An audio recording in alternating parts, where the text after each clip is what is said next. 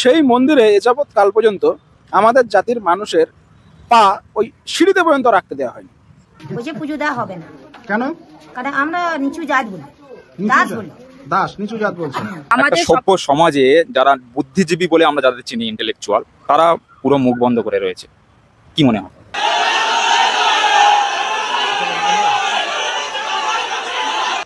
ভারতীয় সংবিধানের অনুচ্ছেদ 25 এবং 26 ভারতের প্রত্যেক ব্যক্তিকে স্বাধীনভাবে তাদের ধর্ম চারণ করার, পালন করার অনুমতি দিয়েছে। তারপরেও যদি এইরকম ঘটনা দেখতে হয় তাহলে কোথাও না কোথাও আমরা ব্যর্থ হয়েছি। গত শিবরাত্রির দিন, এই শিবরাত্রি যখন গেল, তখন একটা পুরো সমাজের মানুষ যখন সেই তাদের আরাধ্য দেবতার উপর তাদের যে সংস্কার আছে, যে ধার্মিক কর্মকাণ্ড আছে, যখন করতে যায়, তখন সেই সমাজকে সেই মন্দিরে উঠতে দেওয়া হয়নি। এর একমাত্রই কারণ সেই সমাজ মুচি সম্প্রদায়ের, তথাকথিত অস্পৃশ্য জাতির।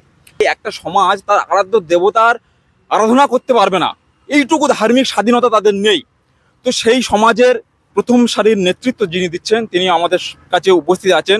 তিনি হচ্ছেন ঋষি রামপ্রসাদ মহাশয়। রেড রোডে বাবা সাহেব আম্বেদকর মূর্তির পাদদেশে ধর্ণা প্রদর্শন চলছে।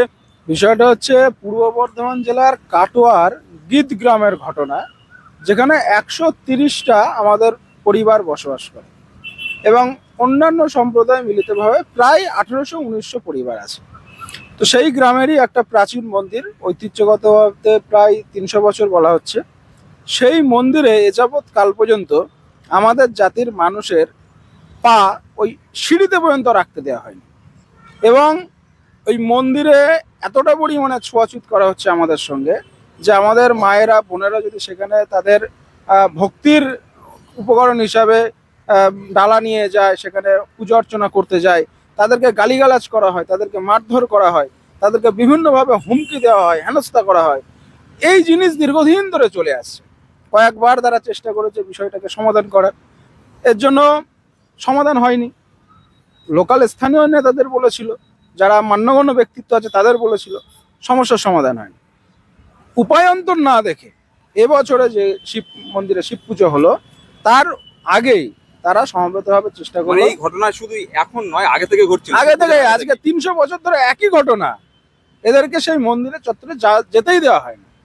তো এখন এরা কি করলো, লিখিতভাবে একটা আবেদন করলো প্রশাসনের কাছে, যাতে আমরা ওই মন্দিরে গিয়ে পুজো দিতে পারি।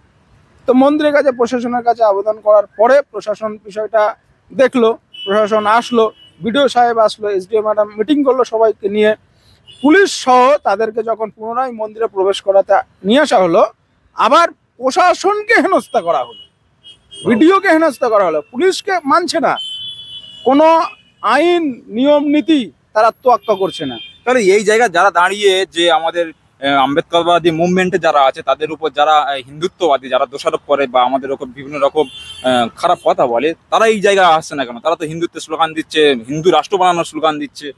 এমন বিষয় হচ্ছে, সমস্যার সমাধান না করে যদি আমি সমস্যাটাকে চেপে দিয়ে মনে করি সমাধান হয়ে গেছে, তাহলে সেরকমই চিন্তা ভাবনা তাদের মনের মধ্যে আছে। তারা প্রত্যেকেই জানে যে সমাজের মধ্যে এই জাতি পাতি, ছুঁয়াছুত, অস্পৃশ্যতা জিনিসটা কাজ করছে, কিন্তু সেই সমস্যার তারা সমাধান করতে চাইছে না। ওটা যথাস্থিতি রেখে দিয়ে ওরা হিন্দু একতা করার চেষ্টা করছে, আমার যেটা ধারণা মনে হচ্ছে। কারণ যদি তাই না হতো, তাহলে এতদিন পর্যন্ত পশ্চিমবঙ্গ, ভারতবর্ষে যত হিন্দু সংগঠন আছে, তারা সবাই পথে নেমে যাওয়া উচিত ছিল। যত বুদ্ধিজীবী বর্গের মানুষ ছিল, তাদের সবাই পথে নামা উচিত ছিল। কারণ এই জিনিস কেন এখনো স্বাধীন দেশে, যেখানে সংবিধান কাজ করে, সবাই সমতার অধিকার নিয়ে বাস করছে, বেঁচে থাকবে, এটা তো স্বাভাবিক। তাহলে ভাবুন, যখন ইংরেজ শাসনের আগে, যখন ইংরেজরা ভারতে আসেনি, তার আগে যখন মনুসংহিতা লাগু ছিল, তাহলে সেই সময় সমাজ ব্যবস্থা কেমন ছিল এবং সেই সময় অত্যাচার এইসব সমাজের উপর কেমন হতো? আপনার আরাধ্য দেবতার কাছে যাবেন, সেখানে বাধাপ্রাপ্ত হচ্ছেন, এই বিষয়টা আপনি কিভাবে দেখছেন? শিবকে ব্রাহ্মণরাও যেমন পুজো করেন, শিবকে আমরাও সেভাবেই সমানভাবেই পুজো করি, সমানভাবেই শ্রদ্ধা করি। দেবদেবী কারোর মধ্যে বিভক্ত নয়। আর সমাজে আমাদেরকে আরও সচেতনতা গড়ে তুলতে হবে, সচেতন হতে হবে, মানুষকে আরও রুখে দাঁড়াতে হবে। কারণ আজ আমরা আছি বলেই তাদের অস্তিত্ব। ঠিক আছে, একটা মন্দির কারোর পার্সোনাল প্রপার্টি বা কারোর ধর্মীয় পার্সোনাল সম্পত্তি মানে চিহ্নিত করা যায় না, যেখানে নিচু জাতির মানুষজন আসতে পারবে না।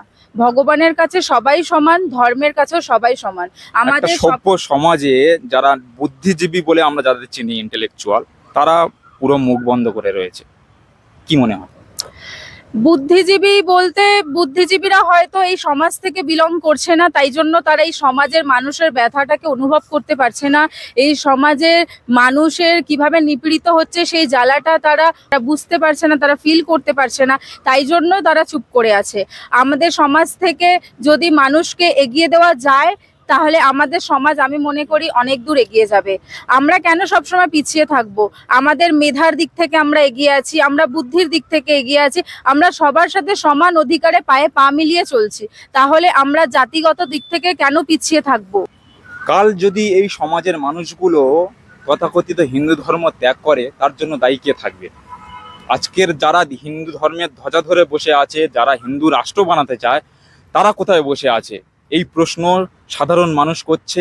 বাবা সাহেব আম্বেদকর হিন্দু ধর্ম ছেড়েছিলেন, অনেকে প্রশ্ন তোলে, যারা এই প্রশ্ন তোলে তারা কেন আজ প্রশ্ন করছে না? দেখুন, এখানে আমি একটা কথা বলতে চাই, আমাদের কাছে হিন্দু ধর্মটা প্রধান নয়, আমাদের কাছে মানব ধর্মটা প্রধান হওয়া উচিত। আমরা যদি মানুষকে মানবিকভাবে দেখতে পারি তবেই সেটা আমরা নির্দিষ্টভাবে ধর্ম পালনে এগিয়ে যেতে পারবো। আমরা শুধু হিন্দু হিন্দু মুখে বললাম অথচ মানুষের সাথে অমানবিক আচরণ করলাম, তাহলে আমাদের ধর্মের কোনো মান থাকে না। দেখুন, মেন স্ট্রিম মিডিয়া আমাদের এই এই এই কুখ্যাত জাতিবাদ নিয়ে এখনো পর্যন্ত চ্যানেলে দেখাচ্ছে না। এই কুখ্যাত ঘটনাগুলো তুলে আনতে গেলে তাদের জাতিসত্তায় ঘা পড়বে, কারণ আপনারা জানেন মেন স্ট্রিম মিডিয়ার মালিকগুলো কারা হয়, বেশিরভাগ তথাকথিত উচ্চবর্ণ সমাজের মানুষরা। তো আমাদের এই ভিডিওটা শেয়ার করবেন, যদি মনে হয় যে এই ধরনের কুখ্যাত জাতিবাদ সমাজ থেকে নির্মূল হোক, তাহলে ভিডিওটা শেয়ার করবেন এবং আমাদের ইতিহাস চ্যানেলটি অবশ্যই সাবস্ক্রাইব করবেন।